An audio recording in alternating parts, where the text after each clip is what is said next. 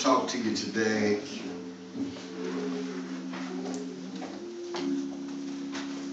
from Galatians, the 6th chapter.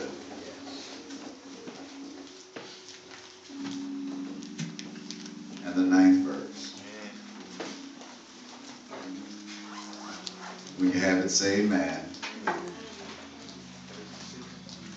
Galatians 6 and 9 says, and let us not be weary in well-doing. Amen. For in due season we shall reap if we faint not. Oh, yes. First of all, let's talk about what fainting is. Fainting is a sudden, brief loss of consciousness. When the blood flow to your brain decreases, it means you're not getting enough oxygen flow to your brain, and your brain will momentarily shut down on you. When it does that, what happens is the body faints. Because when the brain shuts down, in other words, when the thinking center breaks down, then the rest of the body doesn't function well. Oh, if you're waiting on a subject, I guess my subject today would be wait on the Lord. Yeah. I just want to talk about a due season. I don't know how many of you all realize this, but seasons come and seasons go. Man. This is what they call the mild winter this year. Good. They say we hadn't had a whole lot of snow and ice and cold, but it's still wintertime. Amen. If you don't believe it, don't cut the heat on for 2 or 3 days. Memphis weather's something funny because you know it'll be 62 this morning and 22 tonight. Wake up some mornings and there's frost on the cars and frost on the grass, and it just looks so pretty because the sun is shining so bright, but it's still cold out there. Yes, sir. But I don't care how cold the winter is, springtime is coming. Oh, yeah.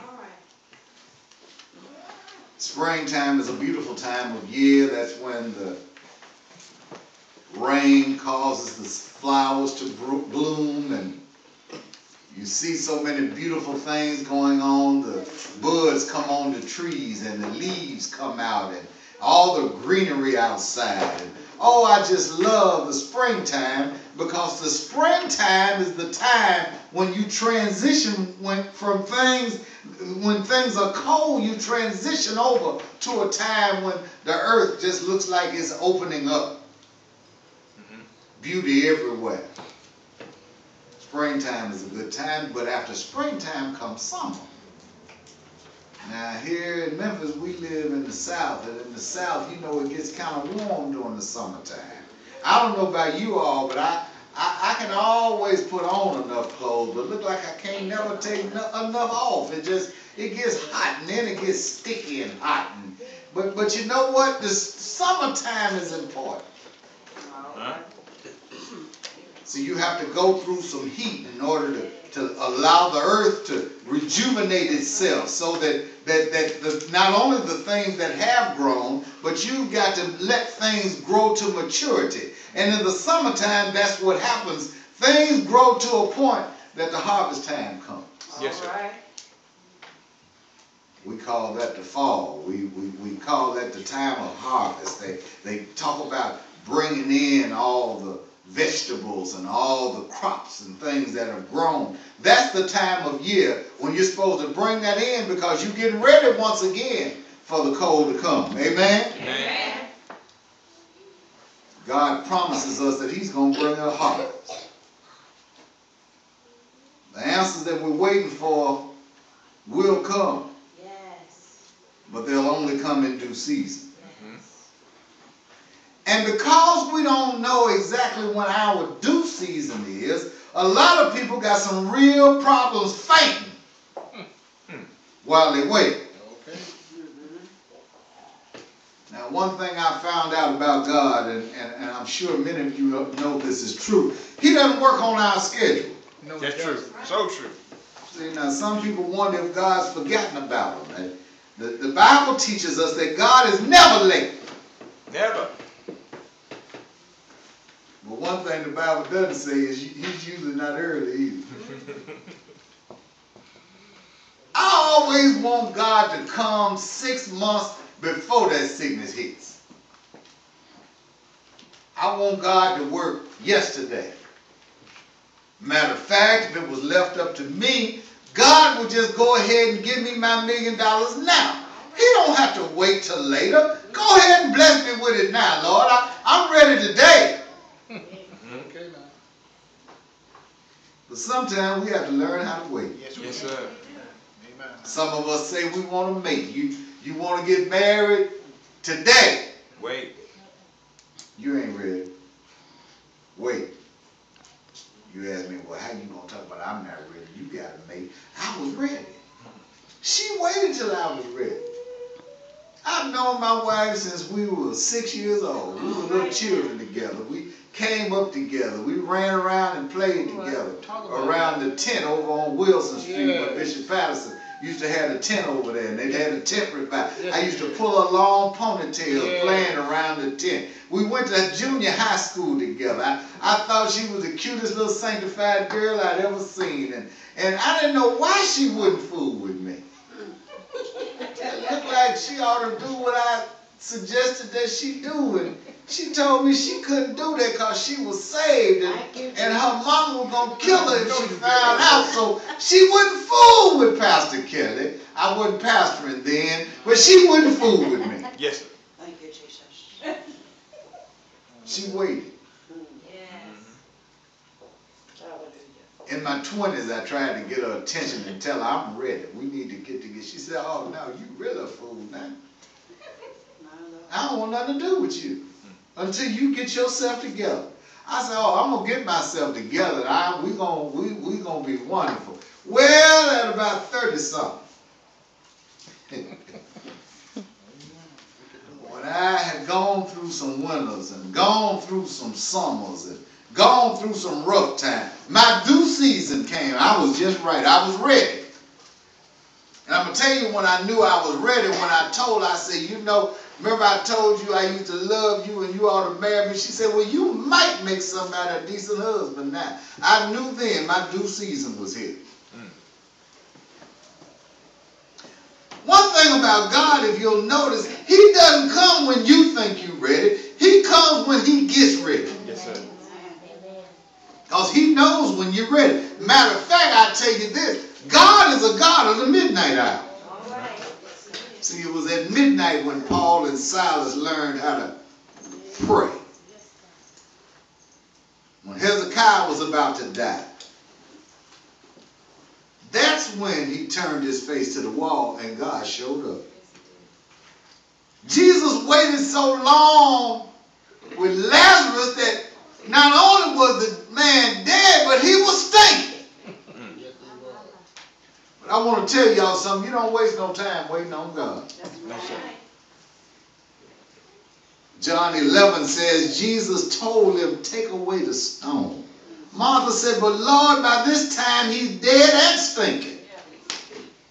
He's been dead 4 days. Jesus said, didn't I tell you and promise you that if you would believe on me, you see the glory of God? Listen, let me tell you something. We got to learn how to believe.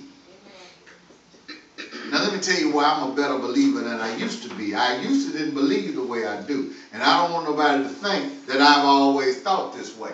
But I've had some opportunities to go through some midnights.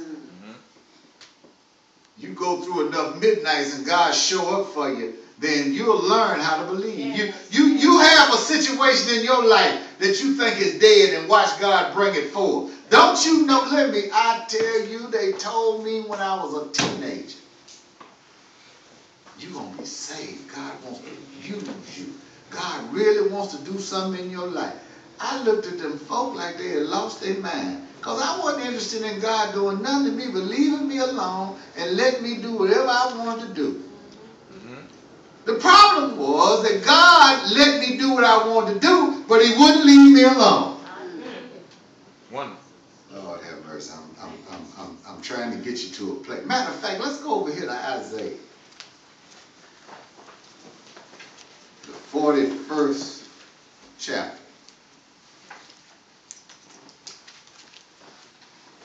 When I tell you he won't leave you alone, I want you to look over here from 41 and 10. Listen to the word of the Lord. Fear thy not, for I am with thee. Be not dismayed, for I am who? Thy God. I will strengthen thee. Yea, I will help thee. Somebody say, help! Help! I told you all that's the greatest prayer in the Bible. Yeah. I don't know. They say that when Peter was going down, the writer says, he said, Lord, help me. I don't know if he had that much time. The one thing I do know for sure, he must have said help. How many of y'all ever been in trouble and needed God right now? Yes, sir. I'm telling you, you couldn't pray one of them great God, Father in heaven, and thou Holy One. And I thank God that the four corners of my bed were not the four corners of my grave. And I just want to thank God because you caused the world to swirl and you flung the stars in space. When I'm in trouble, Help. Jesus. my prayer is, Lord, Yes. help me. Help me. Lord, I need some right now help. I'm on my way down. I'm thinking I'm in trouble. Where are you, Lord? Come help me. Yeah. Jesus. The word of the Lord say, I will help thee. Yea, I will uphold thee with the right hand of my righteousness.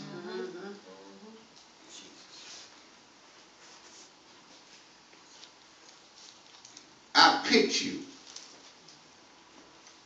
I haven't dropped you. Don't panic. I'm with you. There's no need to fear, for I am who? Your God. Yeah. Look down in that 11th verse. Look right in there. Let me tell you. I know they use these. Behold. Y'all know what behold means in the Bible. Look. Look when. Right now. Look. Pay attention now. All they that were incensed against thee. Let me read it in this other Bible because I like it over here. It says, count on it. Everyone who has had it in for you will end up out in the cold, losers. Somebody ought to get happy right there. Look, everybody, come on, let's be honest. You know you got some folk that don't believe God gonna show up for you. Yes, sir. Matter of fact, don't play that no more because I'm about to get excited and I want to do this. The lady taping me, but I'm just trying to tell you. Matter of fact, Yes. kind of like Lazarus. Yes. They thought Lazarus was through. Yes, they did. They had bound him in his burial clothes. Yes. They put the napkin over his face. They had laid him in the tomb. Yes, sir.